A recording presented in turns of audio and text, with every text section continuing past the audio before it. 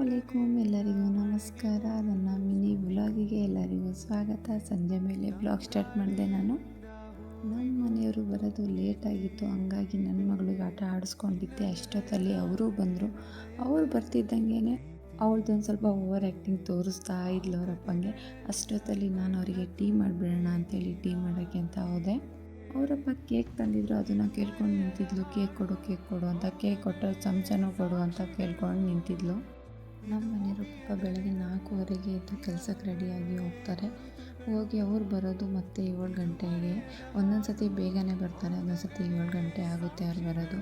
Full ಸುಸ್ತಾಗಿಬಿಟ್ಟಿರ್ತಾರೆ ಬಂದಮೇಲೆ. ಅದರಲ್ಲಿ ನನ್ನ ಮಗಳು ಸ್ವಲ್ಪ ಆಟ ಆಡ್ಸೋಕ್ಕೆ ತಲೆ ತಿಂತಾ ಇರ್ತಾಳೆ, ಹಂಗೆ ಹಿಂಗೆ ಅಂತ. ಅವಳಿಗೆ ಒಂದು ಸ್ವಲ್ಪ ಹೊತ್ತು ಆಟ ಆಡಿಸಿ ಅವರು ಫ್ರೆಶ್ ಆಫ್ ಆಗಿ ನಮಾಜಿಗೆ ಹೋದರು. ಅವ್ರು ನಮಾಜಿಗೆ ಹೋದ್ಮೇಲೆ ನಾನು ಅಡುಗೆ ಮಾಡೋಣ ಅಂತ ಅಡುಗೆ ರೂಮಿಗೆ ಬಂದೆ. ಬೇಗ ಅಡುಗೆ ಮಾಡಿದ್ರೆ ಊಟ ಮಾಡಿ ಬೇಗನೆ ಮಲ್ಕೊಂಡ್ಲಿ ಅಂತ.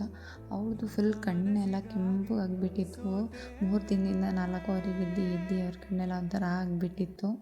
ನನಗೆ ಅವ್ರ ಕಣ್ಣು ನೋಡ್ಬಿಟ್ಟು ಪಾಪ ಅನ್ನಿಸ್ತು, ಕೆಂಪಗಾಗಿಬಿಟ್ಟಿದೆ ಫುಲ್ ಕಣ್ಣೆಲ್ಲ. ಅಷ್ಟೊತ್ತಲ್ಲಿ ನಾನು ಬಿರಿಯಾನಿ ಎಲ್ಲ ಮಾಡಿ ದಮ್ಮಿಗೆ ಬಿಟ್ಬಿಡೋಣ ಅಂತೇಳಿ ಅವ್ರು ಬರೋ ಅಷ್ಟೊತ್ತಲ್ಲಿ ದಮ್ಮಿಗೆ ಹಾಕಿ ದಮ್ಮಿಗೆ ಬಿಟ್ಟೆ. ಯಾರಿಗಾದರೂ ಈ ಬಿರಿಯಾನಿ ರೆಸಿಪಿ ಬೇಕು ಅಂದರೆ ಕಮೆಂಟ್ ಮಾಡಿ. 5 ನಿಮಿಷ ಮುಚ್ಚಳ ಮುಚ್ಚಿ ಸೀಟಿ ತೆಗೆದು 5 ನಿಮಿಷ ಬಿಟ್ಟರೆ ಸಾಕು, ಫುಲ್ ದಮ್ಮಾಗಿರುತ್ತೆ.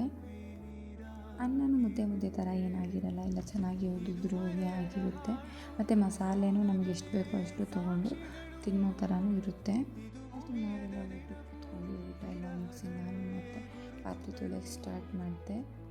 ಅಡುಗೆ ರೂಮಲ್ಲಿ ಎಲ್ಲ ರಾತ್ರಿ ಹೊತ್ತು ಕ್ಲೀನ್ ಮಾಡಿ ಮಲ್ಕೊಂಡ್ರೆ ಸಮಾಧಾನ.